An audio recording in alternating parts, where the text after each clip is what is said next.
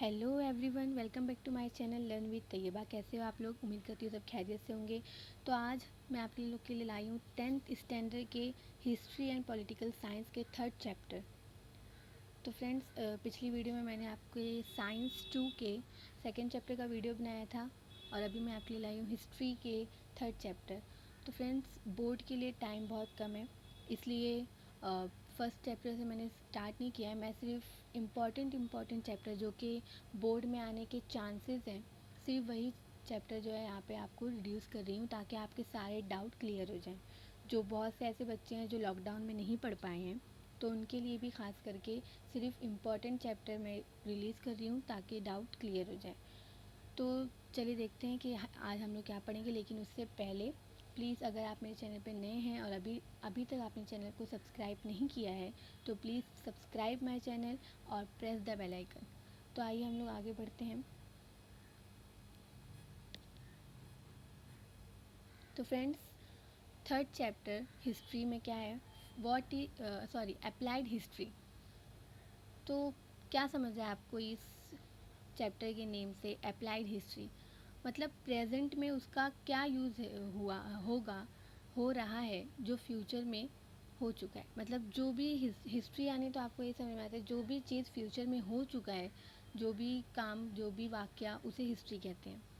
तो हम applied history ये देखेंगे कि हमारा जो अभी हमारा प्रेजेंट चल रहा है, ये जो फ्यूचर हमारा आने वाला है, उसमें हम इस हिस्ट्री का क्या काम आता है, हमारा प्रेजेंट में क्या यूज़ होता है हिस्ट्री का, ये हम लोग इस चैप्टर में देखने वाले हैं।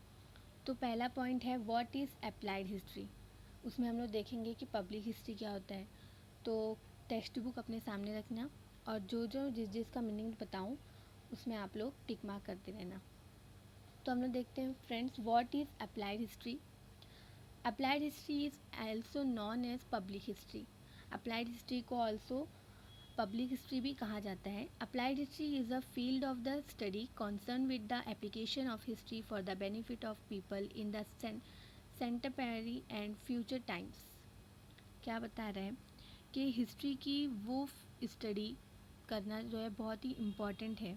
हिस्ट्री की स्टडी करना हमारे लिए बहुत ही इम्पॉर्टेंट है। Application of history for the benefit to people in the contemporary. Contemporary का मतलब यहाँ पे क्या बता रहा है, प्रेजेंट। ठीक है। Application of history for the benefit. Application of history क्या है, रिलेटेड है, लोगों के फ़ायदे के लिए हिस्ट्री को बनाया, हिस्ट्री लिखा जाता है ताकि जो भी हिस्ट्री में का हो चुका है वो फ्यूचर में ना हो। जैसे मैं आपको एग्जांपल देती हूँ, कोरोना वायरस जो कि अभी इस बार आया है, तो वो हिस्ट्री में भी आ चुका है। वैसा वायरस पहले भी हो चुका है, बट इसका नाम ये नहीं था, लेकिन सेकेंड दूसरे नाम से इस बार भी वो हुआ। तो ऐसा ही बहुत बार होता है जो कि हिस्ट्री में हो चुका हो और फिर वो प्रेजेंट में भी होता है, फ्यूचर में भी होता है। तो इस तरीके से हिस्ट्री को जानना हमारे लिए बहुत ज़रूरी है। उसके बाद यहाँ पे हम क्या, history for the benefit of people in the contemporary and future times. Future time के लिए जो हम प्रेजेंट में जो भी कर रहे हैं वो हमारे फ्यूचर में भी क्या हो सकता है, काम आ सकता है। Knowledge of history is use of is used as it can provide guidance in finding solution to contemporary social issue and incorporate them in the social planning. Knowledge of history के थ्रू हमें बहुत से guidance मिलते हैं, बहुत से हमें guidance मिलते हैं जो कि हमें नहीं भी पता होते इन फाइंडिंग सॉल्यूशन। और उसके सॉल्यूशन के लिए हमें प्रेजेंट को देखना पड़ता है। ठीक है, social issue and incorporative then in the social planning. और जो भी उसमें इशू होता है, इनकॉर्पोरेटेड का मतलब यहाँ पे क्या बता रहा है, यूज़ करना। इनकॉर्पोरेटेड का मतलब यूज़ करना, सोशल प्लानिंग यानी सोसाइटी के प्लानिंग के लिए। तो सोशल प्लानिंग यानी सोसाइटी की प्लानिंग के लिए जो भी ज़रूरी होता है, जो भी इशू होता है, जो भी प्रॉब्लम होता है, वो उसको सॉल्व करने के लिए जो भी ज़रूरी होता है वो क्या क्या होता है, यूज़ करना चाहिए। किससे, हिस्ट्री से। Knowledge of history is essential for this purpose. ये पर्पस के लिए नॉलेज ऑफ हिस्ट्री क्या है, बहुत इंपॉर्टेंट है। हिस्ट्री की नॉलेज रखना हमारे लिए बहुत इंपॉर्टेंट है। The project and programs related to applied history can create opportunity for people to participate along with the technical expert. अब यहाँ पे क्या बता रहा है, जो भी प्रोजेक्ट और प्रोग्राम रिलेटेड है अप्लाइड हिस्ट्री से, उन्हें मौका मिलता है काम करने का, फॉर पीपल टू पार्टिसिपेट, मतलब जिनको पार्टिसिपेट करने का मौका मिलता है इस प्रोजेक्ट में, इस प्रोग्राम में, इस कॉम्पोजिशन में, वो पार्टिसिपेट करने का मौका मिलता है। दे participate in the capacity of tourist visiting museum and ancient site is also important. जो भी टूरिस्ट म्यूज़ियम में आते हैं, जो भी टूरिस्ट अपने हमारे शहर में आते हैं, tourism creates interest in history among people. They can volunteer to participate in the conservation and preservation project of their own city or town और village.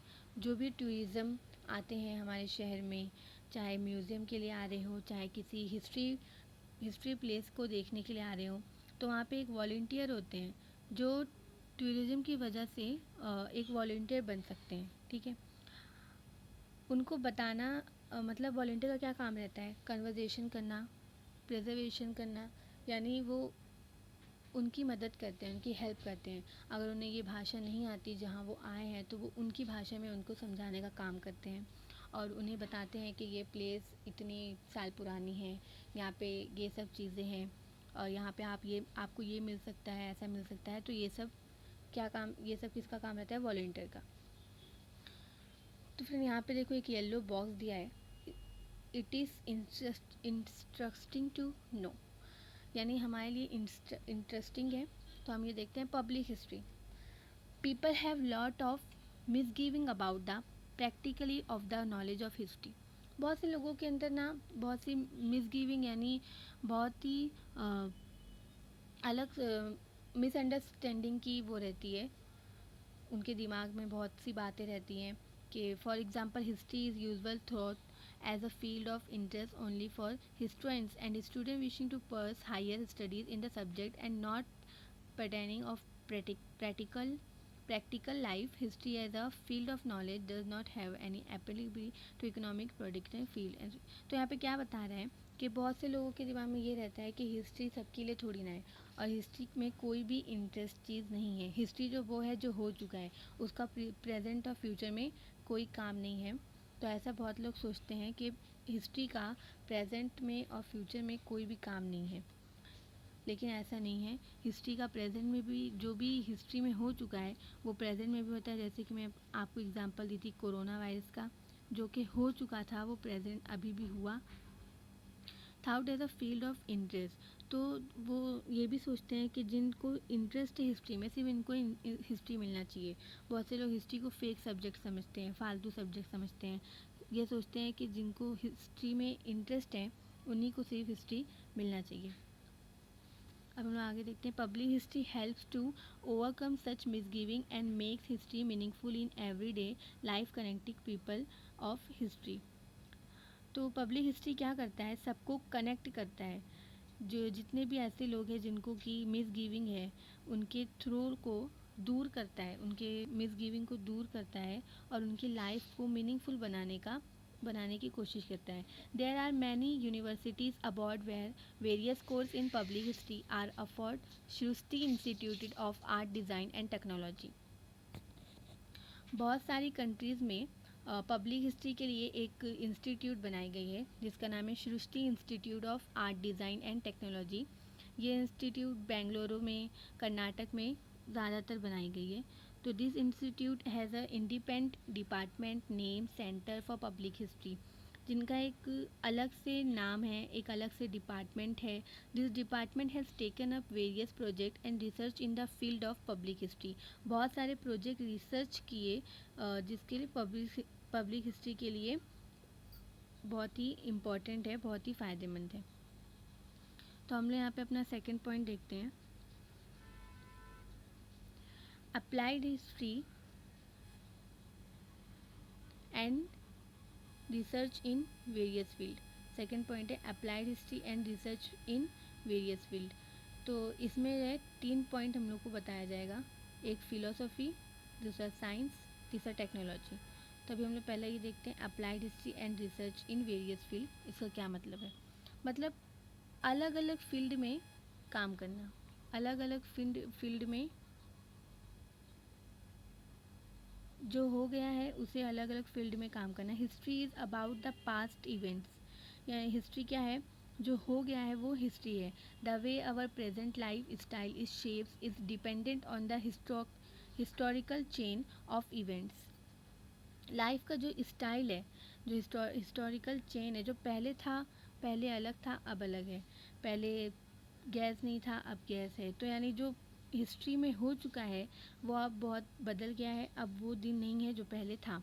Historical events relate to various fields like political, social, and religious structure of a community, philosophy, technology, and science.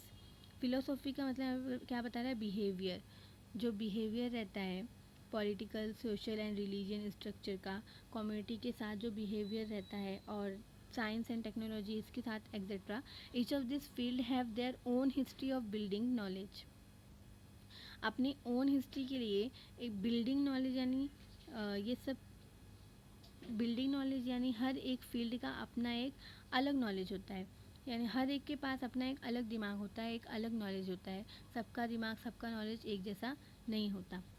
The direction of future development in every field is dependent on the state of available knowledge. Hence, the method of history can prove to be of value in the research of various fields. For example, तो what arts of writing, बहुत सी field में ये depend करता है कि कौन से state में अवेलेबल है नॉलेज, कौन से स्टेट में बहुत नॉलेज है, कौन से स्टेट में बहुत कम है। Method of history can prove to be value in the research of various.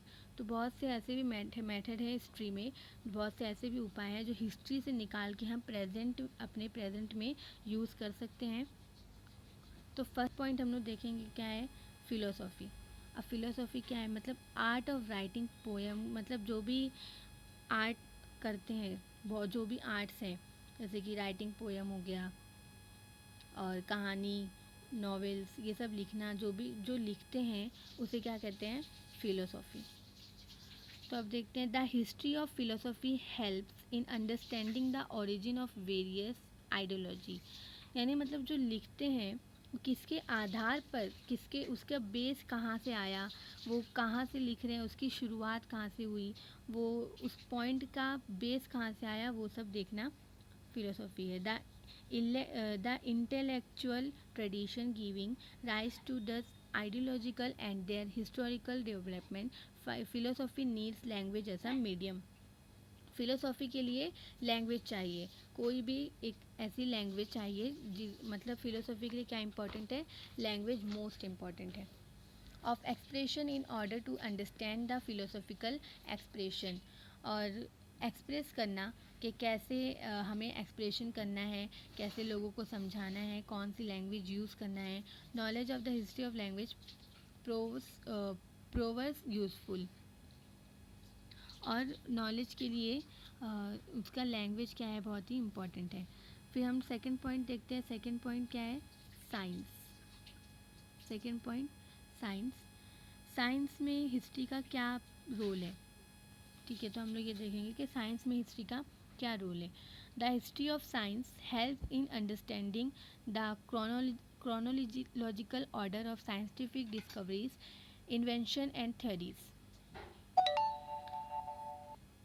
मतलब जो हिस्ट्री ऑफ साइंस से हम समझ सकते हैं कि helps in understanding the chronological order of scientific discoveries, ऐसी हेल्प होती है हमें समझने के लिए, हिस्ट्री को समझने के लिए हमारी साइंस की हमें ज़रूरत होती है। Invention and theories, it can also help to understand, और बहुत हेल्प होता है इसको समझने के लिए, the cause effect chain that lead to the discoveries and invention.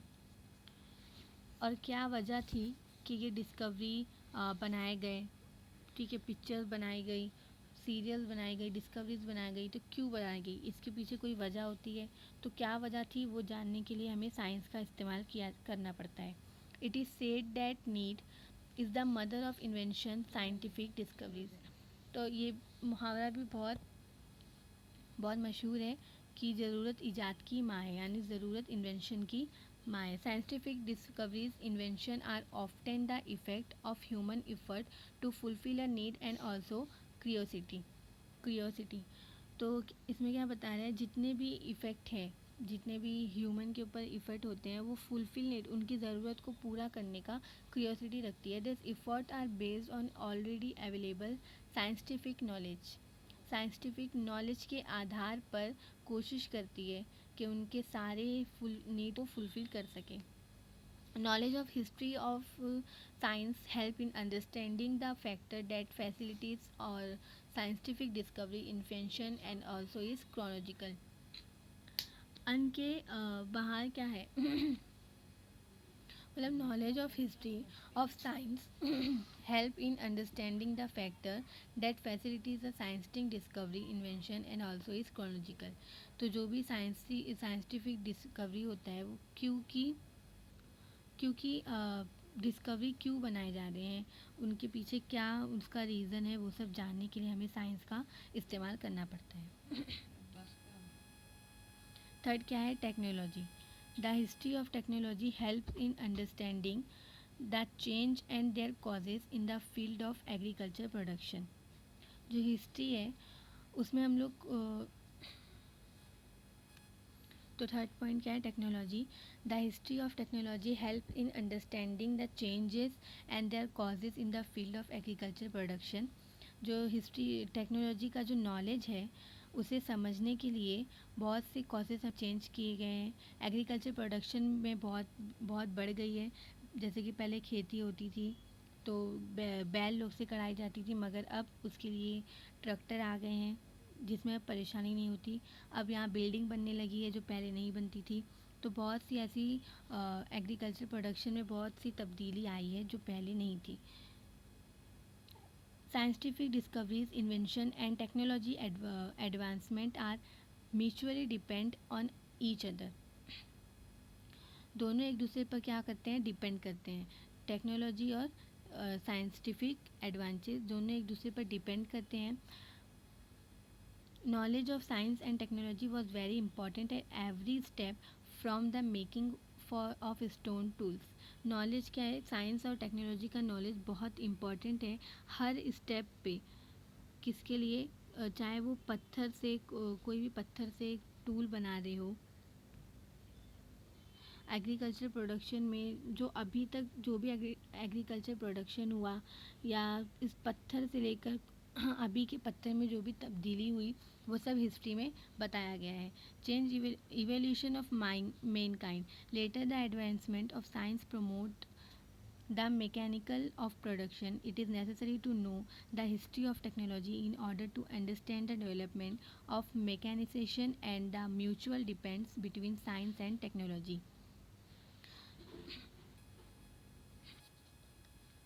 तो अब हम फोर्थ पॉइंट देखते हैं। फोर्थ पॉइंट क्या है हमारा, इंडस्ट्री एंड कॉमर्स। तो क्या समझ में आ रहा है इंडस्ट्री एंड कॉमर्स से? इंडस्ट्री मतलब फैक्ट्री जहाँ पे माल बनता है, माल बिकता है, और कॉमर्स यानी बिजनेस, लेन देन किसी से लेना किसी को देना। तो देखते हैं ये पॉइंट में क्या है। The field of mutual social transaction expand with the growth of industry and trade. Trade यानी बेचना खरीदना, और बाटा सिस्टम आपने सुना होगा। पहले पहले जो है बाटा सिस्टम होते थे, यानी एक जैसे कि कोई गेहूँ बेचता है, कोई चावल बेचता है, कोई दूध बेचता है, तो आपस में ही उन लोग क्या कर लेते थे, लेन देन कर लेते थे। कोई गेहूँ देकर कोई चावल ले लेता था, तो दूध देकर कोई गेहूँ ले लेता था। तो ऐसे ही एक्सचेंज हो जाता था एक दूसरे में, तो उसको बाटा सिस्टम बोलते हैं। तो जो लेन देन का जो ये काम है वो शुरू से ही चलता रहा है। ये भी क्या है, हिस्ट्री का ही काम है, ये पहले ऐसे ही होता था। It also promote continuous development of the network of culture interaction. It is an integral part of the industrial and commercial management. Integral part यानी बहुत ही ज़रूरी पार्ट है इंडस्ट्रियल का और कमर्शियल मैनेजमेंट का। It is essential to understand the history of this process. ये लेन देन की प्रोसेस को, हिस्ट्री के प्रोसेस को समझना जो है ज़रूरी है। The nature of the market and commerce has continue to change.